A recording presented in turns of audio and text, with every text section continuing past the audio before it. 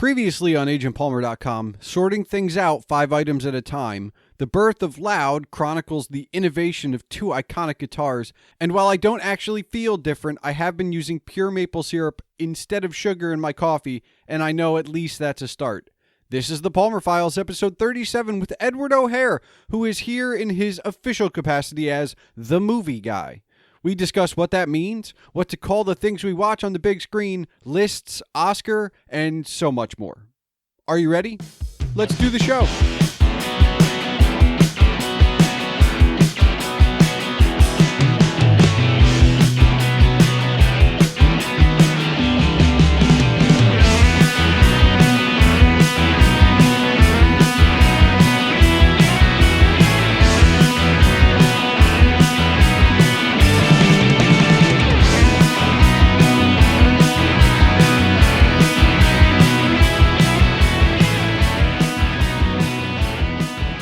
Hello and welcome to the Palmer Files. I'm your host, Jason Stershik, also known as Agent Palmer, and on this 37th episode is Edward O'Hare, who some of you may know from his days on the Wicked Theory podcast, or perhaps the DC TV report. Or maybe you just know him as the movie guy. And whether you know him or not, we all have a movie guy that we know who just seems to be the person who lives at the movies. Always has a recommendation at hand for what's out, and can give you an opinion on that flick you might take your date to see tonight. Ed actually functions as my movie guy, though we are genuine friends and discuss other things, but I wanted to have a genuine discussion about movies in a general sense, and he was the only person that came to mind. So we talk about Ed's cinephile origin, the first film he saw in theaters, Palmer Video, studying film, the Oscar challenge, film eras, movies, and perhaps things get too personal. But what's some tough questions between friends anyhow? Before we get it going, remember that if you want to discuss the episode as you listen or afterwards, you can tweet me at Agent Palmer, the show at The Palmer Files, or Ed at Little Eddie O'Hare. That's LILEDDIEOHARE. You can visit wickedtheory.com to see some of what Ed has done in the past, including the DC TV report. Don't forget, all of my writings and rantings can be seen on agentpalmer.com, and of course, email can be sent to the show at thepalmerfiles@gmail.com. So without further ado, quiet on the set, cue the music.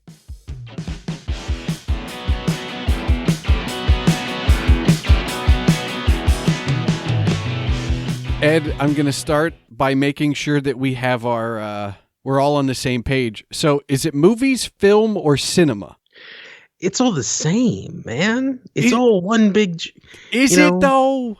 Yeah. It's, I mean, people get really snooty, people decide, I only watch cinema. And I think a lot of that's just posturing. It's the movies. That's what we enjoy.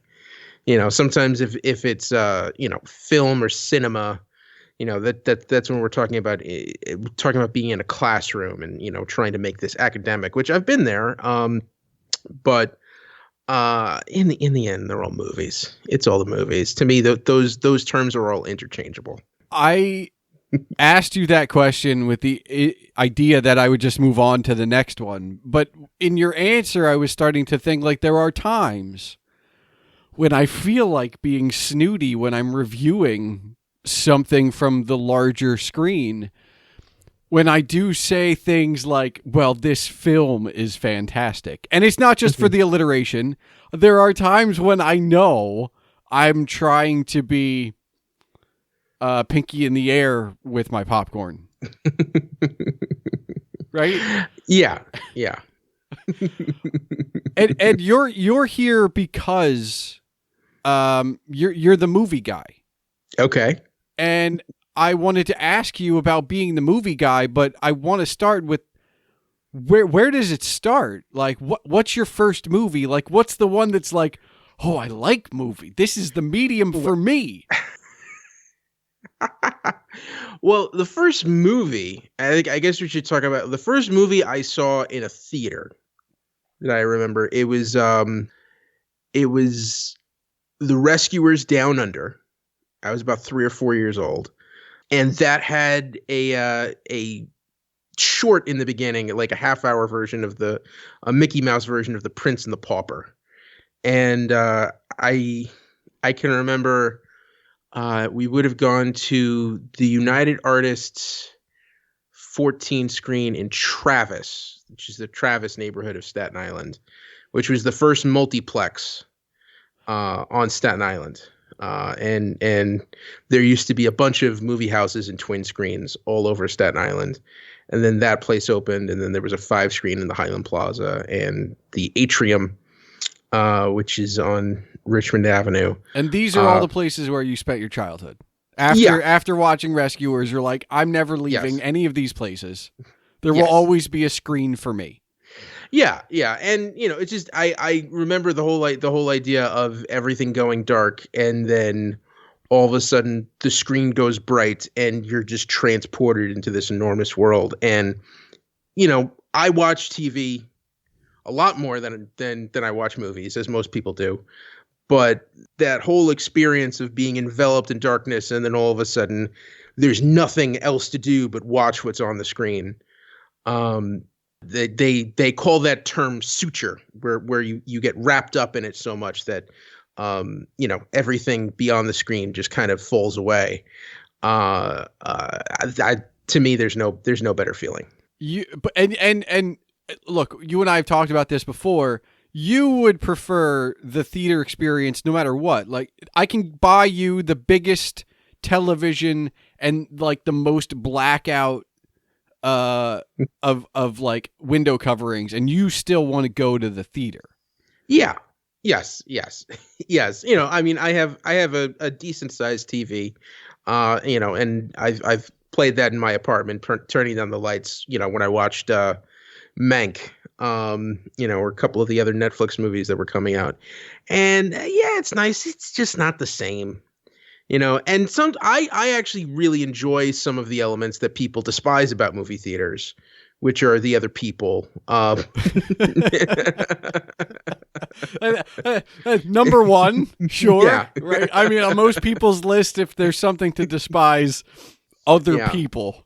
Yeah. Cause the one thing to me, if I saw a movie in theaters, I generally feel like I know the movie better. I have better recall of it, but also the combined experiences of whatever happened in the movie theater, as I was watching it, just the memory of like what was going on, thinking about, for example, I remember Iron Man 3 sitting in a crowded theater opening night. It was probably a midnight showing. And you've got like 200 people packed into that theater, and the scene where the kid, he's at the kid's house and he's repairing all of his stuff in the garage, and he asks the kid where his parents are, and he says mom's asleep. Dad went out for scratchers. He must have won because that was 6 years ago. And there was a guy who loved that joke so much, for the rest of the movie, every 5 minutes, he just chuckled to himself going, he went out for scratchers. And I know that would annoy some people, but to me, that just enhances the experience. It's the kind of thing where it's like, oh, that's a funny joke. And some people can't get enough of it. Now, don't get me wrong. I get annoyed by the phones and all the unnecessary stuff. I have actually gone up to people in the middle of a theater as I saw them recording something on a phone and asked them to put it down because it's distracting. But little small tiny moments like that stick with me.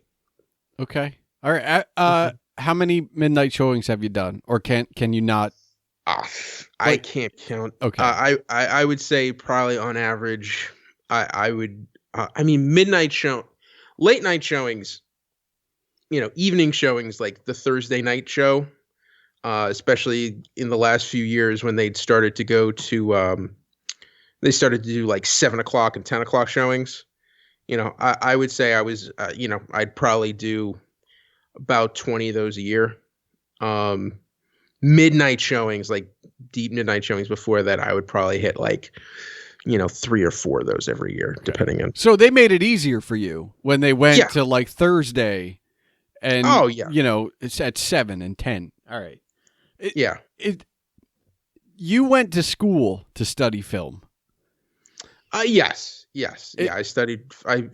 My major in college was film studies. Why?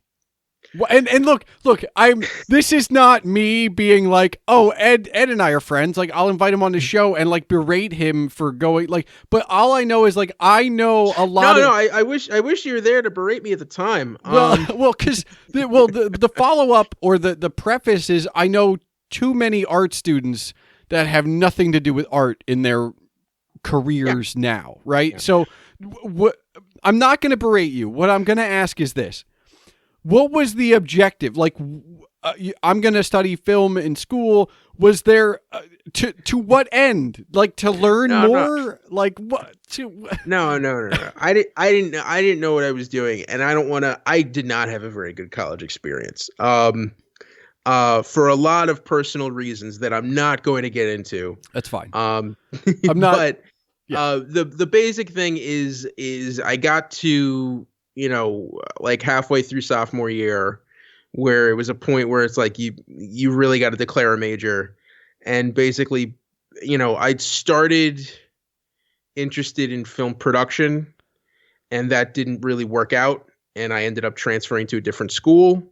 And by that point, based on the credits I had and the idea that I was not going to spend more than 4 years in school, that was just the easiest road to go down. Okay. And I appreciated the classes. I did learn a lot, but has not really helped me very much in my working life since. Well, that's fine, but I'm kind of shocked and taken aback that it was film production, because of our interactions, of what I know from you on other podcasts, like you are a writer, you are a creator, mm-hmm. So film production seems like why not go into like the writing aspect of it? Or is this ego? Yeah. It started in film production because everyone thinks they're going to be a director coming out of high school, and then slowly it took a screenwriting class, and then I had a semester where it was like, I can't do that. I've got to do something else, and then the next semester it's like, well, no, I got to finish in 2 years. No, I've got to be able to graduate on time. So the only way to fill in those gaps was with film studies. So if we go backwards, before like high school, right? Ed's in love with film, and before the higher education, what do you want to be when you grow up? Like, is director there? Is it, or are you just like every other kid where it's like, no, I want to be quarterback for the Giants, and Yeah, it's every kid. You go through phases. It's basically whatever TV show you were into. It's half the time it was a homicide detective. Sometimes astronaut.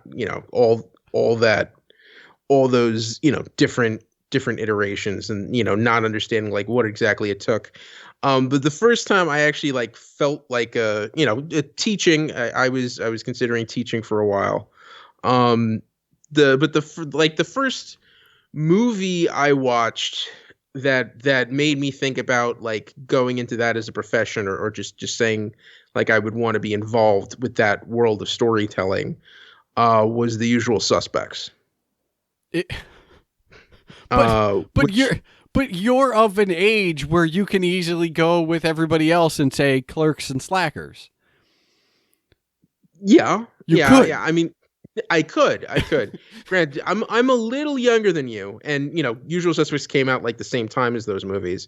But that was the way Christopher McQuarrie put together that screenplay and had that airtight narrative. And Bryan Singer just executed it to perfection. That kind of like weird mousetrap and the reveal at the end and the way everything sort of came together was so intriguing to me. I was a kid. I grew up across the street from a video store. It was originally Palmer Video and then changed to West Coast Video, but like one of those chain video stores. I would just walk across the street and just rent stuff constantly. And it would be the kind of thing where, you know, if I had something for a week, I would watch it at least once every day that I had that movie. So there are some movies that are just ingrained into me that I just watched over and over again and memorized. But like, to what end though? Because like, I would say, like, why not just watch 5 different things? Well, just for enjoyment, and also because, you know, to me, it was like, well, no, I love these characters, and watching this movie is just like hanging out with my friends. If there was a whole TV show with those guys, yeah, sure, I'd love to watch it, you know, and you know, but since these 2 hours are all I have, you know, whenever I want to see, you know, I want to hang out with Marty McFly,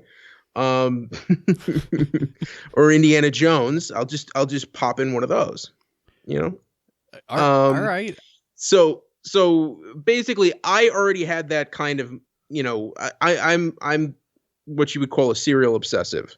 When I become interested in something, I have to. I can't go halfway. I immerse myself into it. So I already had that kind of a brain, and Usual Suspects just kind of like, you know, opened the tuna fish can of my mind and just blew everything apart, and realized like, oh, I can watch this movie 50 times and find something completely different about it every time.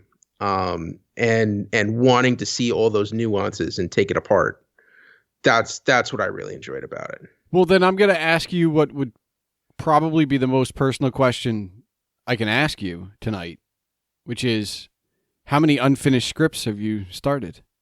Quite a few. Well, let's just leave it at that. Okay. I mean, look, I'll be one to admit, like, I have unfinished things, you know. Mm-hmm. I think I call it a personal question because not a lot of people like to, you know. Yeah. You know, you have a regular show and you've been a part of other projects that have finished, and I put out a weekly blog. So like it's one of those personal things where it's like, well, nothing's unfinished. Like the next thing I'm working on is the unfinished one, right? Not like, oh, I have these things. But like, is that a goal? Like at some point, you know, for like a writer, it would be like to write the great American novel. But for you, is it like, oh, I want to write the next great screenplay? Like, is that? And you know, this is again with the personal stuff. I have had a very hard time over the last decade and a half reconciling what I really want. Like in general. And yes. Okay. Yes. You're not alone. So taking that path, sure, that would be great. And it's an idea of decision and follow through and writer's block. And I have a nasty habit of figuring something out in my head and then forgetting to write it down, and then just getting too bored with it afterwards and wanting to move on to the next thing. And trying to turn that into something productive that could be, you know, a profession. It's been a problem for me, and I'm still working through it. Do you find like solace as well as inspiration from movies? Because like I'll be the first to admit, when I back in 2008 when I started my business, because I was in retail hell and not doing anything anyway, and I was just like, whatever, like I would put movies on instead of listening to music when I was doing stuff. And the whole point was to get inspired. And yeah, part of it's the score, but part of it's the dialogue. And I'll admit, part of it's, you know, being lonely and working, you know, doing some coding until 3 a.m. and at least my friends, you know, are around, you know, whatever. You know, Skywalker and Solo are around. It's nice, right? Yeah. But do you find like that you can get not comfort, like comfort movies is a whole different ballgame, but do you find like you can put a movie on and be like, this is going to inspire me? Or, you know? Oh yeah. Oh yeah, of course. And Of course. do you always take the leap, or do you go like, I'm inspired, like I'll jot this down and move on, or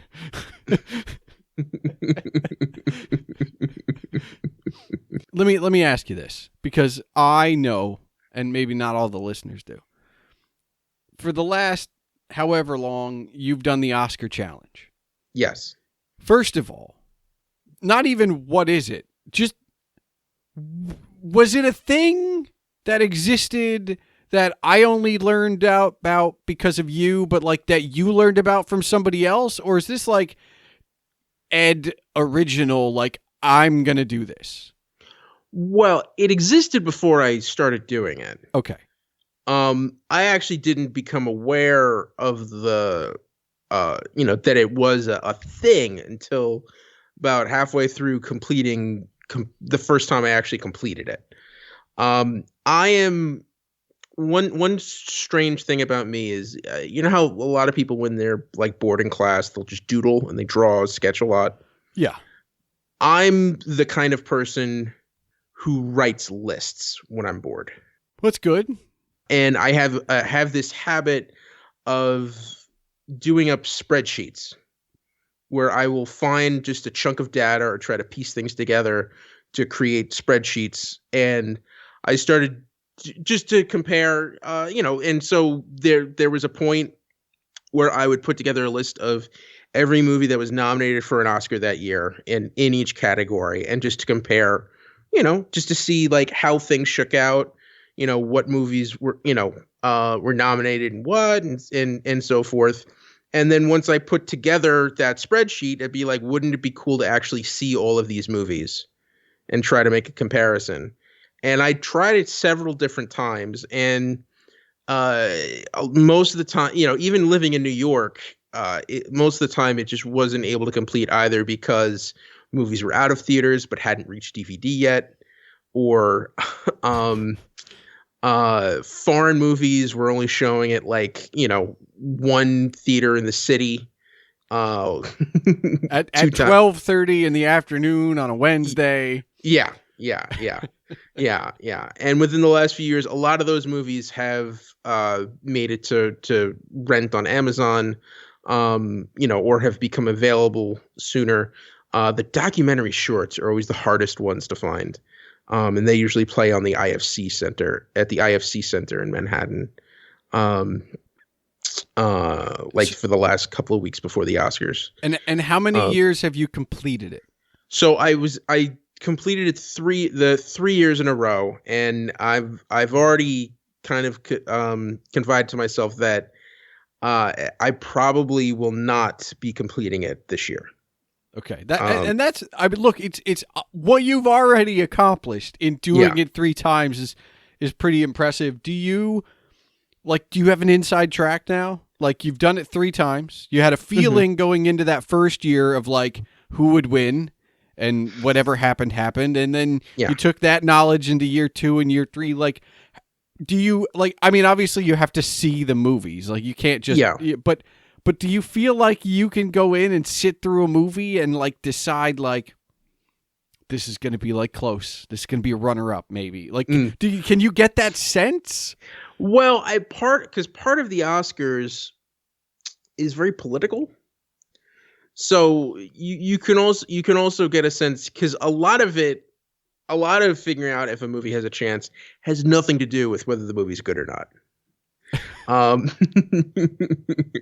A lot of times it depends on release dates and the people involved, what studio is backing it, if there's another movie at that studio that's going to get more prominence, and whether or not, because there's some movies that look like Oscar contenders that might come out in like August or September, and if they have tepid box office, they're toast. Whereas if that same movie came out in November and December and had the same box office but got enough critical notoriety, it would have a better chance. So what you're telling me is that the establishment pays attention to the box office like batting averages. Like, it matters. Depending on the film, yes and no. If it's a wide release, yes, box office matters. if it's one of these festival films that might show up at like Toronto Film Festival or Telluride, or earlier in the year at Sundance. And they do the small release where they'll release it at like 4 theaters 1 week, and then slowly add it into more and more theaters, hoping that by December it gets enough buzz that it can get a wide release. Box office doesn't matter as much. There it depends more on buzz. On I want to go back for a sec. Independent, short, all of the documentaries, right? That usually get Oscar. They're all depressing, Ed. They're all depressed, Ed. They're all depressing. You're not going to convince me how you for 3 years in a row you watched all of them. How? Yeah. I will say feature documentaries.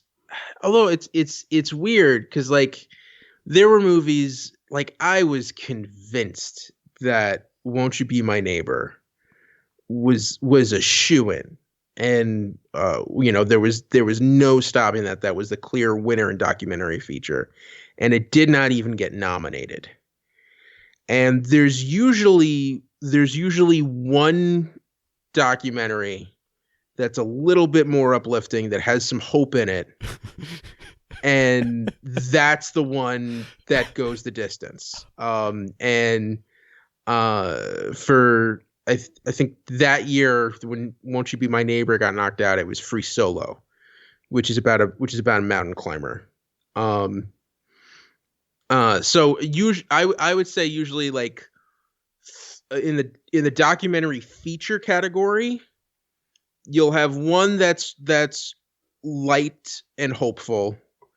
You'll have one that's like very avant-garde, very like cinema verite, where it's just like, we're gonna show you anything. There's no talking heads, and it's going to be about the American experience, and then sometimes 2 or 3 will be about something happening in the Middle East. Like there have been Syria. There have been a lot of documentaries coming out of the Syria conflict, and you're right, they are all bone crushingly depressing. The documentary shorts category is kind of the same thing, but can be a little bit there's usually a little bit more light fare. There was a really good one about an Olympic fencer. There was another one that was about 2 Vietnamese immigrants who like to go to dance, like to do ballet dancing. So I've become a guy that like I will read anything that comes my way. I'm trying to get out there and watch different things that I wouldn't normally watch. Mm-hmm. I mean, obviously you've seen all of them, at least for those 3 years, and you've seen the good and the bad. Because I'm convinced that even if it's just nominated, it doesn't mean they're all the greatest things. Oh no, definitely. Have you? Are you more open to things that you don't think you would like? I guess as the question is, as obviously, in order to complete this challenge, you've probably been surprised, I guess. Yeah. There's been things that I haven't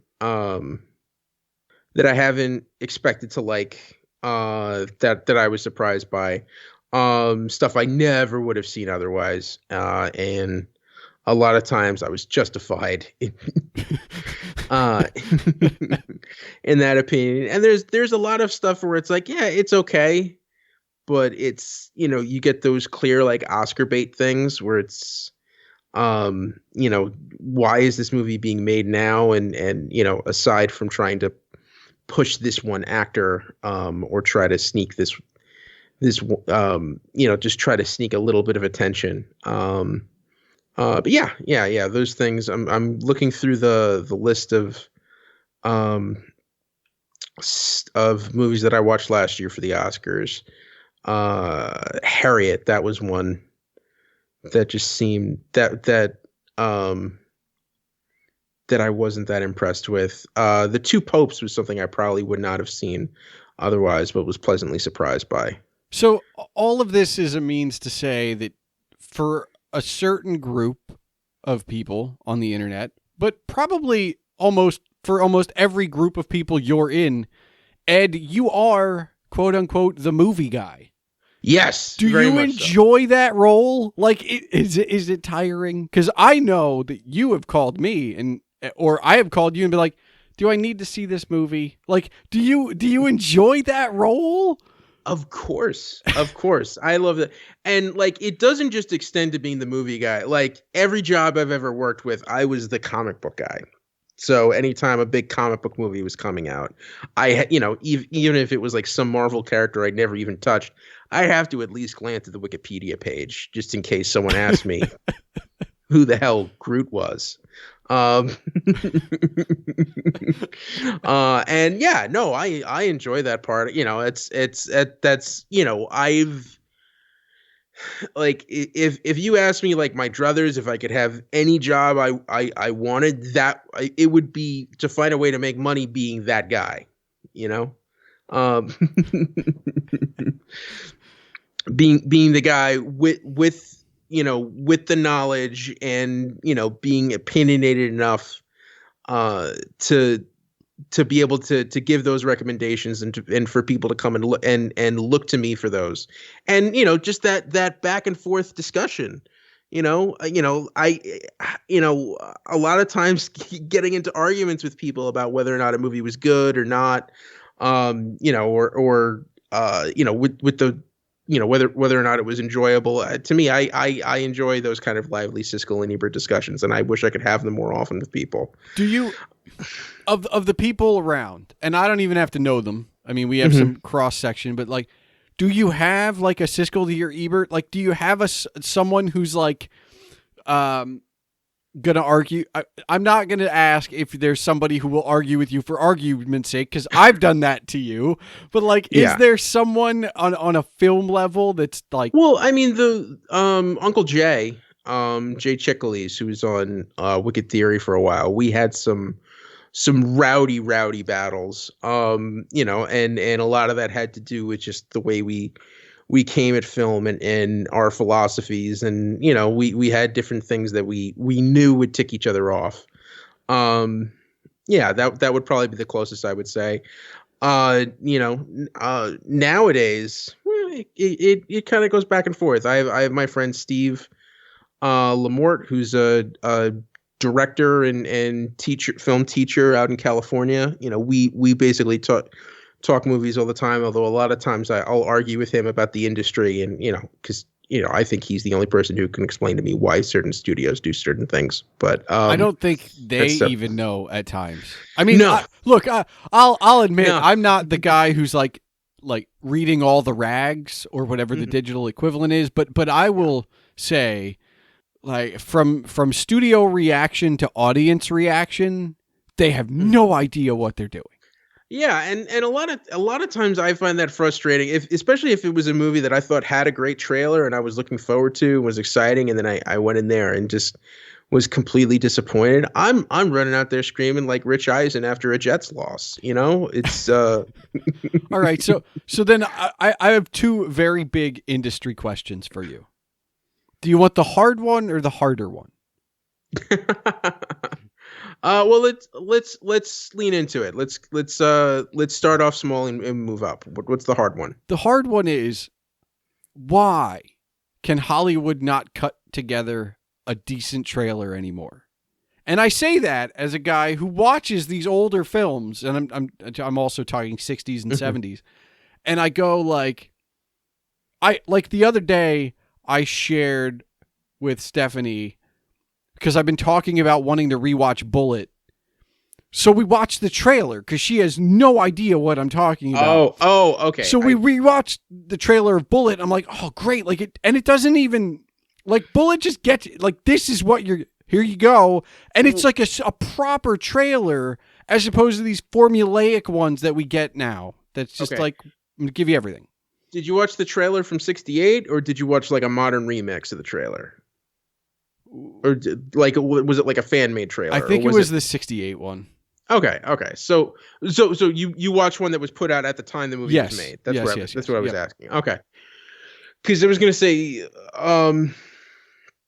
up until the 90s, a lot of trailers would be, I would consider most trailers prior to the 90s wouldn't work by modern standards because they usually give too much of the movie away.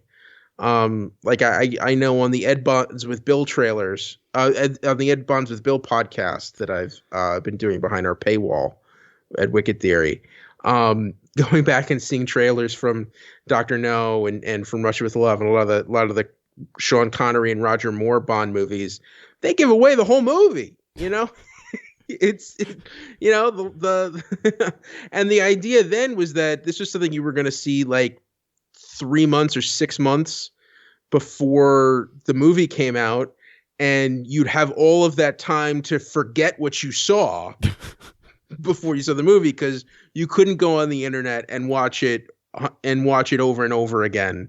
And the TV spots were not going to show as much as they showed in the trailer. So it was a different marketing style. I think part of the problem is that because you have people who can dissect trailers and over again, and Hollywood is going by the marketing strategies that they know, is that you need to tell people that these certain things are in the movie, and a lot of times that'll spoil things, that'll ruin the plot. Like a good example, I can remember this Downsized, the Matt Damon movie. Yeah. Where he gets small. The first trailer I thought was interesting, and then the second trailer revealed that his wife, played by Kristen Wiig, decides after Matt Damon's been downsized, she decides not to go in for the procedure and divorces him.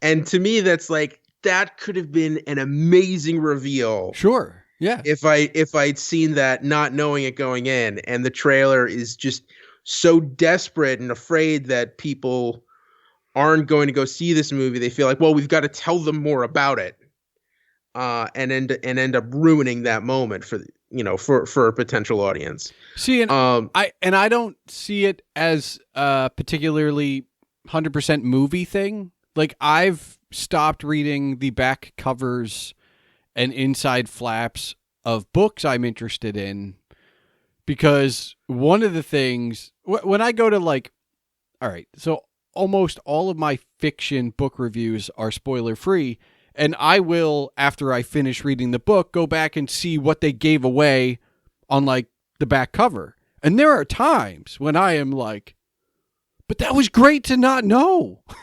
Like, what are you why are you putting it on the back cover? Like, that's a turn. That's because they don't understand any other way to hook you in. And a lot of times I'll find the only way to get someone to enjoy a movie, I could tell someone about something until they're blue in the face, unless I have to, like, physically sit them down and show it to them. So that's the thing you got to know, because, like, with a Star Wars movie, there's a huge built-in audience that you just got to tell them a date and time and they'll be there. Sure. You don't need to reveal much more. But the problem is, no matter what that built-in audience is, they want more. They want more. So they've got to draw in the people who aren't going to go automatically. So that's a problem. Is the trailers are not built to just inform you that a new movie in your favorite franchise is coming out.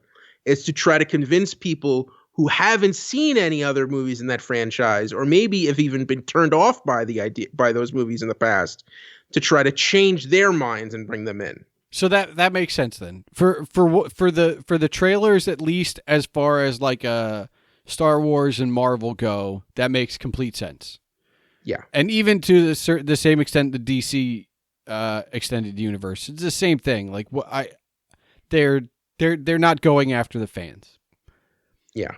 So the other question I wanted to ask you was, from a purely content perspective, from a money perspective, the answer to my question is very different. From just a content perspective, why all the reboots? Like, because I understand, like, I understand from the money perspective, right? Like, it's there. We don't have to pay a guy to write a new thing. We can take this old thing and make it new again. I get it. Yeah. From a money perspective, that works. But from a content perspective, like, why? Ed, why? It's a circle, man. Because the reason that creators are putting out that is because they know studios will pay them to make it. And original projects for an original idea to get put out into a movie theater, you need to build up so much credibility to even get that made. And even then, it is a complete gamble, because it can either be Christopher Nolan and Inception and everyone lauds it, or it can be Guillermo del Toro and Pacific Rim and everyone feels weird about it. I'm gonna ask this question despite my better efforts, because I feel like I have to. Is the 24-hour news cycle hurting filmmaking? And let me preface it by saying, you and I are both sports guys, right? And we know that in the 20s and 30s and 40s and 50s and even up into the 60s, some of our athletic heroes, not so heroic, but it doesn't come out until decades and decades later. It's not reported on in the moment at the time. The producers, the directors, even the writers, in addition to the actors, are getting the same kind of press and digital column inches as the starting quarterback for the New York Giants. Like, is there a part of that takes away from the medium as a whole? Well, I think it can be a double-edged sword. It might take away from some of the mystique and the magic of it. And I think a lot of it depends on a couple of things. It depends on how people use the media to promote their stuff. Okay.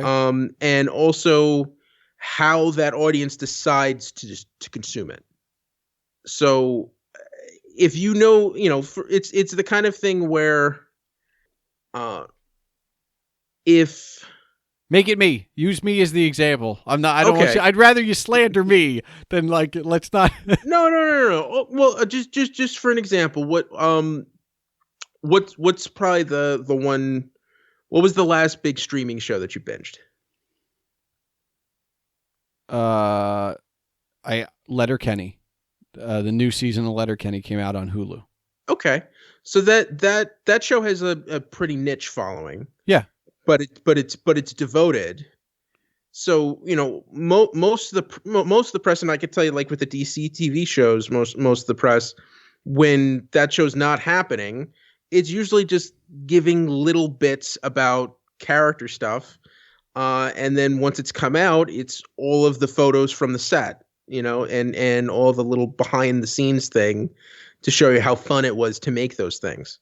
That's how good producers, good content providers usually work out.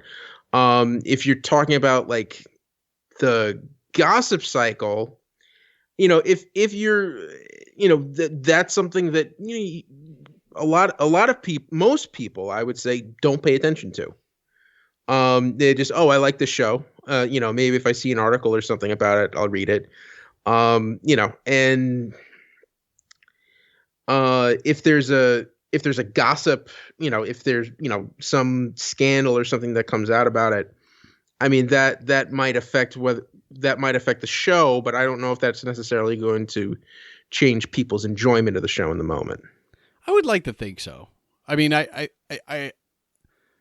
don't want to go down like the cancel culture thing, but like I have a problem with cancel culture only because like I don't necessarily think some people's private lives are the best, but like I'm not to judge, and Woody Allen's movies are funny. Yes. Like okay, fine. He's got a despicable personal life, but the man can write and funny. Like, I'm not.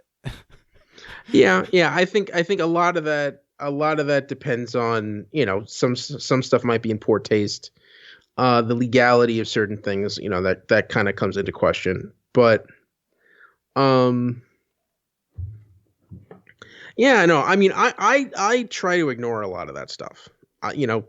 Personally, I mean, I spent the whole year not watching movie trailers. Like literally, like going into movie theaters, putting my hat over my eyes and headphones in my ears, and just kind of like peeking out of the corner, waiting for the Coke commercial to come before the movie starts. Did you enjoy movies better that year? Yeah, I think the one thing I would say, is a lot of times, a lot of times trailers will set your expectations in a certain way, and I feel like if a trailer was changing,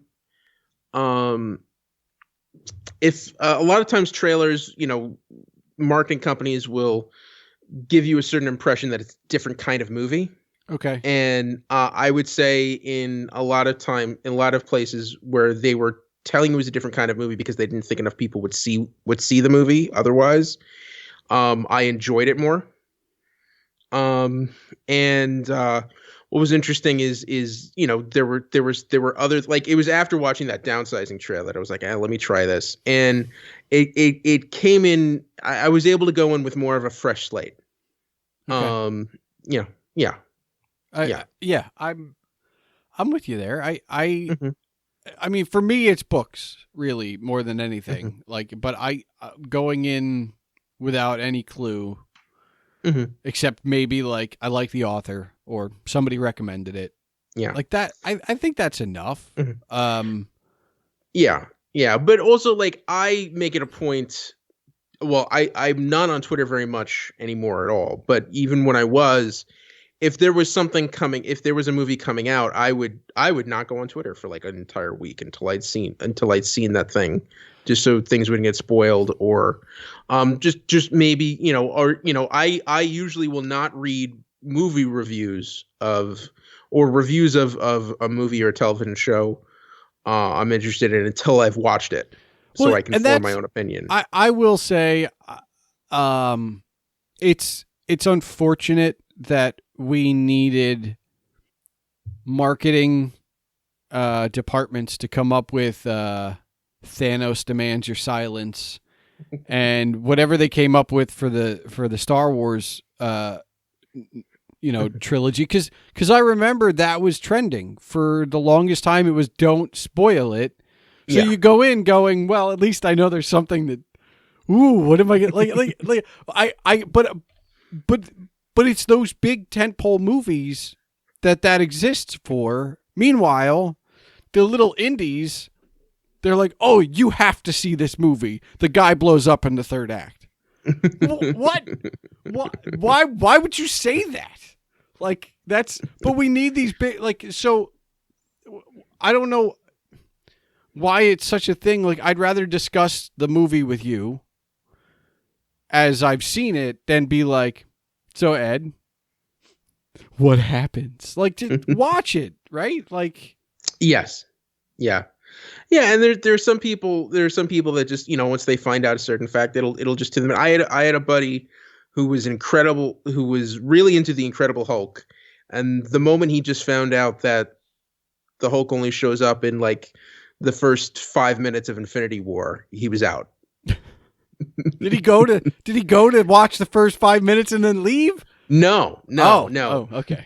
No. He saw a bootleg clip on YouTube and was like, "Oh, okay, I'm good. I don't need to see anymore." I just want to see the Hulk smash stuff. Ed, your interests in film runs the eras, eons, some would say, right? So yes. Do you have a for on pure entertainment, just entertainment value, Ed? Okay. What's your favorite era of film? My favorite era of film, just for entertainment value. For entertainment value, I would. I would probably say just pure straight up entertainment value. Probably late 70s through the 80s. Okay. And if I tweak the question and say for artistic merit, I would say the 1940s. You go back that far. Yeah. Okay. Yeah. What's funny is I have two lists here because I wasn't sure what direction you were going with. One is of my favorite movies, and the other was like if we were going to go like deep into the film school stuff, like the 5 movies, I would say if you wanted to be a little bit more cultured and stuff that you wouldn't get in like a film 101 class. Well, I want to know more about the first list. I mean, that's the one I'm interested in. So my 5 favorite films in no particular order are The Usual Suspects, The Sting, The Prestige, The Apartment, and Abbott and Costello Meet Frankenstein. Big fan of the articles. Big fan of the art. Well, the article, I guess. Yes.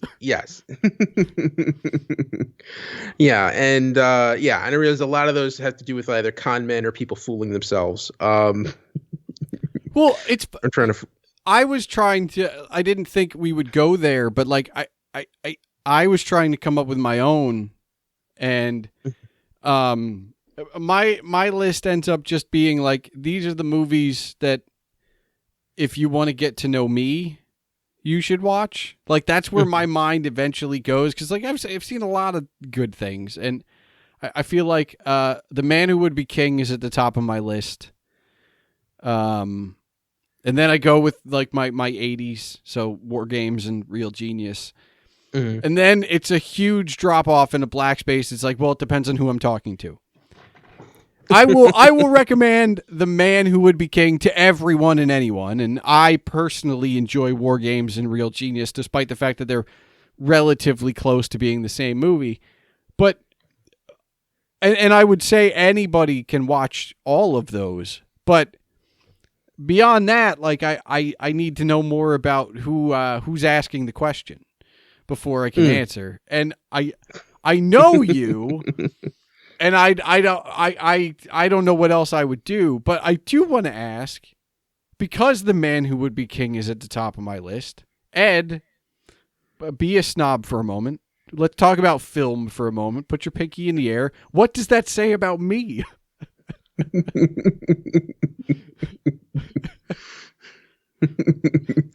I'll be honest. I have not seen Man Who Would Be King.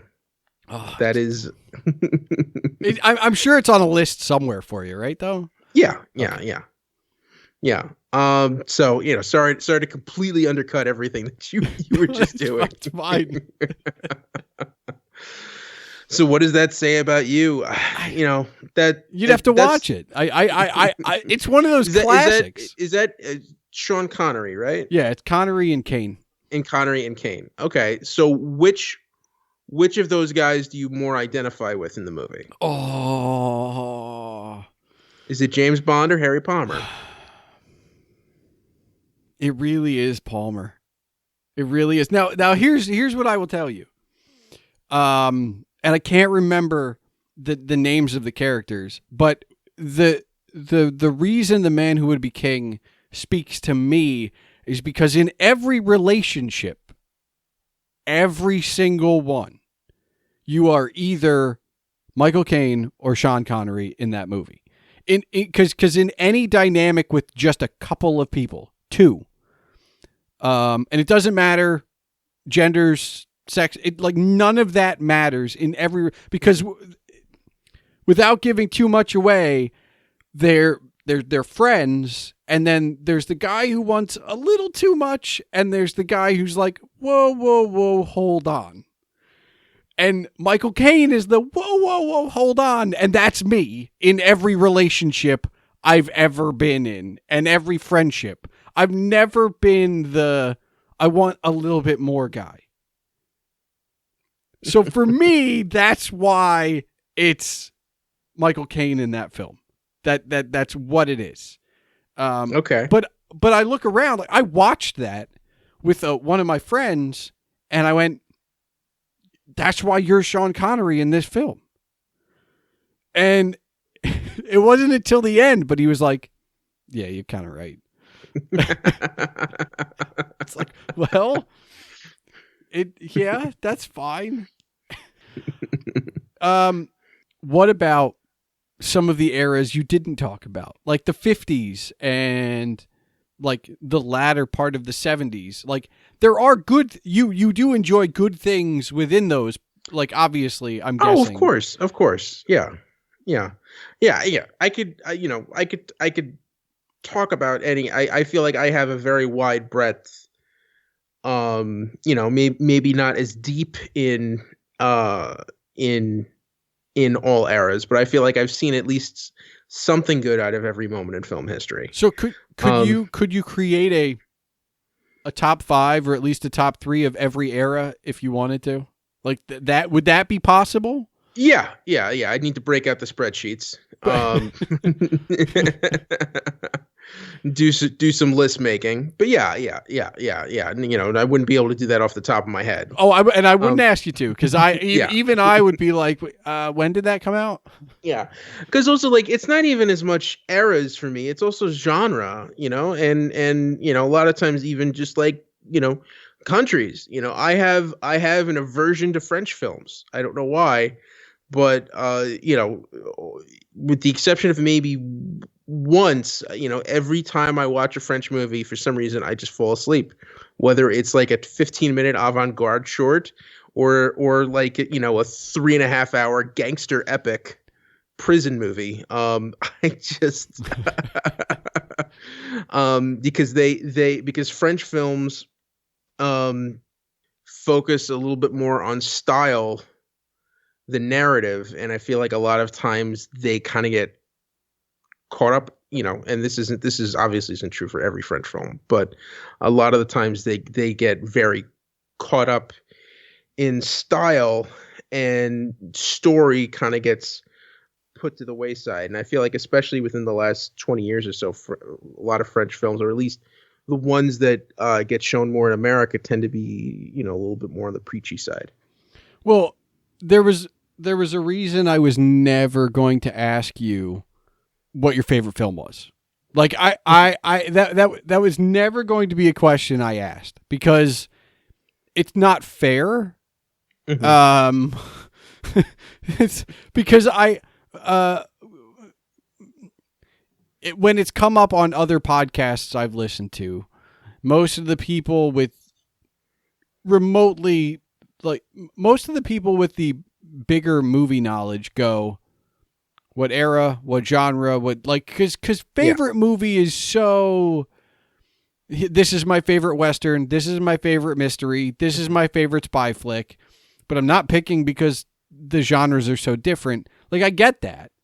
Yeah. But do you have a stock answer? Like, oh no. Like when people do, when people find out, oh, Ed's the movie guy. Okay, Ed, what's your favorite movie? Like, do you have? Oh, yeah. I say Usual Suspects. Okay, that's my favorite movie to watch. That's now if you ask me like what's the most important film, or what's the best film ever made, that's very subjective. No, actually, you know what? You watched Ready Player One, correct? Yes. Okay. So in the world of Ready Player One, in the Oasis, you can literally play out your favorite movie being any character you want. Mm-hmm. And Ed, you get to experience it like from that character's perspective. So once you've done experiencing the usual suspects from every character's perspective, what movie are you going to put into the system to experience as a character? I mean, it would probably be one of those other 4 that I mentioned before. Something like The Prestige or The Sting or Abbott and Costello Meet Frankenstein. The Apartment. You wouldn't jump to like, indie or, I mean, now we're talking like, if we're gonna spend a day on the holodeck in Star Trek. Well, sure, that was the question. Sure, basically, yeah, but, you know. Yeah, I'll go for a week in the 24th century. On on the Enterprise D. I mean, see what Worf and Geordie LaForge are up to. Do people are people surprised by your television knowledge at all? No. I mean, because if anything, I am just as much product of television as I am of movies. I would say, maybe even more so. I was the kid who would memorize commercials and then randomly repeat them 3 days later, and just confuse every adult, going, "Why does he keep talking about Elvis?" See, meanwhile, I which is just some commercial for a compilation album that just ran over and over again. Meanwhile, like I mean, my mother likes to tell the story of how, like, I was one of the few, like, because when I was a little kid, like, my one, it won't surprise you to learn after you know me, but like that one, like, story my mother likes to throw out was like, oh, like, he used to wake up on like a Saturday morning at like 5 a.m. and watch ESPN. Like, because I used to, and back then, because I'm slightly older than you, that meant Formula One, and then the 7 or 8 a.m. Sports Center. But like, I knew all of these, like, beer and cigarette brands that were, the sponsor of all of the motorsports, no matter where you were in the world. Yeah. So that's what I knew. That was mine. Like, yeah. I remember when we got the Sci-Fi Channel. I think it might have even still been called the Science Fiction Channel when that showed up on Staten Island cable, and getting up at like, at like 5 a.m. to go down and say, oh, what kind of cartoons they're going to be, like Flash Gordon cartoons, or maybe that Star Trek animated series. Just so excited to see what was going to be on the Sci-Fi Channel. And it would be infomercials for bread or a mop. Well, and they wouldn't start the regular programming until like I was at school. I don't know who did it, but somebody, because if I woke up early enough before school, somebody used to put like the Thunderbirds, like the original Thunderbirds, on in the morning, and that was always a trip, because it's like, I'm probably the only person in my school watching this right now. Like, everybody else is asleep. I'm like, this is amazing. Thunderbirds made a comeback on they were on Fox 5 on Saturday mornings. No, this was weekday. For a stretch in the 90s. This was weekday, so I don't know what it was, but man. Yeah, that sounds like what they would have had. Thunderbirds, or the original Land of the Lost. I remember seeing that on Sci-Fi Channel, like, early mornings. I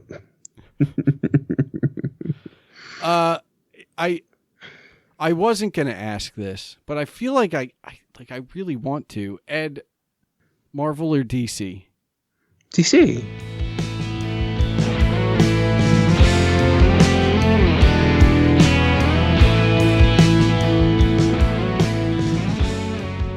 After this episode was recorded, Ed and I spent another 30 minutes discussing film in detail, talking about Butch Cassidy, The Italian Job, Ocean's 11, and more, but I didn't want people to feel left out for not watching those films. And when I talk about Italian Job and Ocean's 11, I'm talking about the originals. It's the very reason that the episode is fairly generic. In fact, I felt bad putting Ed on the spot, having assumed he had already watched The Man Who Would Be King. In truth, like television or books, there is just so much out there that any assumption of consumption is just plain folly. But that doesn't mean you can't suggest that people watch things that you have viewed, just so you can discuss it with them. Although I would highly recommend that you match the movie or show or book to the appropriate person. If you want to discuss it, you should make sure they'd want to watch it in the first place. Now, before I get ahead of myself, Ed said he had 2 lists. The other was a film study list of 5 films.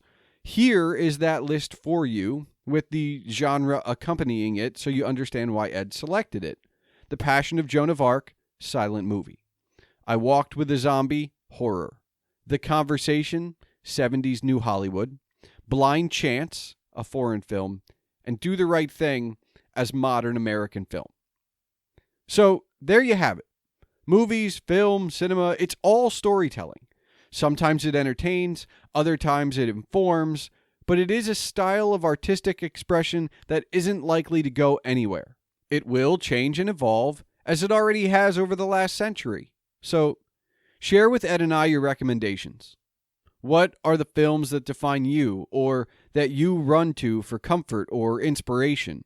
And when was the last time you just spent some time on the couch with some popcorn and a movie? No phone, no tablet, just experience. And if it wasn't in the last month, why not make some time? Thank you for listening to The Palmer Files, episode 37. And now for the official business. The Palmer Files releases every 2 weeks on Tuesdays. If you're still listening, I encourage you to join the discussion. You can tweet me at Agent Palmer, the show at The Palmer Files, or Ed at Little Eddie O'Hare. That's LILEDDIEOHARE. You can visit wickedtheory.com to see some of what Ed has done in the past, including the DC TV report and perhaps what he'll do in the future. Don't forget, you can see all of my writings and rantings on agentpalmer.com. And of course, email can be sent to the show at thepalmerfiles@gmail.com if there's a topic or guest you'd like me to consider.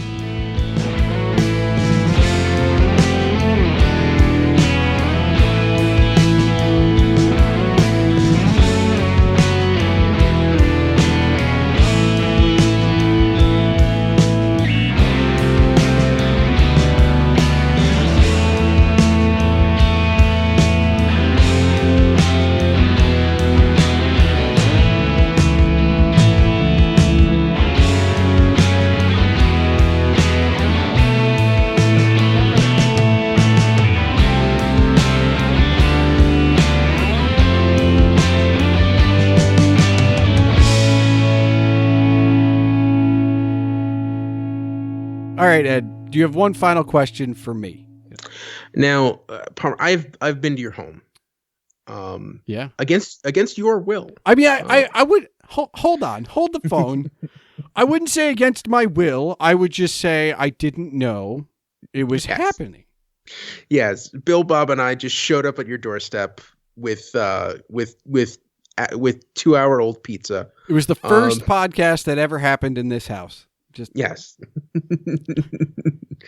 And while there, I stumbled upon in your dining room several cases of Canada Dry cranberry ginger ale. Could you please explain? I like it. It's refreshing. Look, I'm an old man. What do you want? I'm an old man.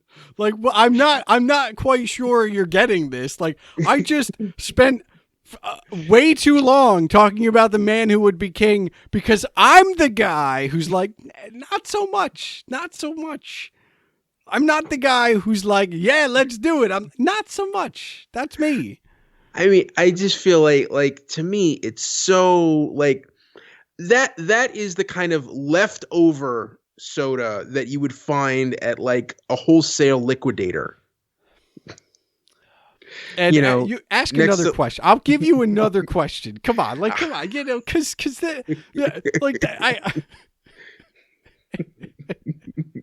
Oh no, you're playing that one. No, I am playing that one. I'm saying I will give you another because I feel like that's you've been holding that one for too long. It's refreshing. Well, so this is going to be, this is not going to get an explanation. So your audience is not going to get an explanation, but you're going to know what I say when I ask you this. And they might not know about this for a while, but be honest with me. Palmer. Yeah. Are you in or you out? I'm in.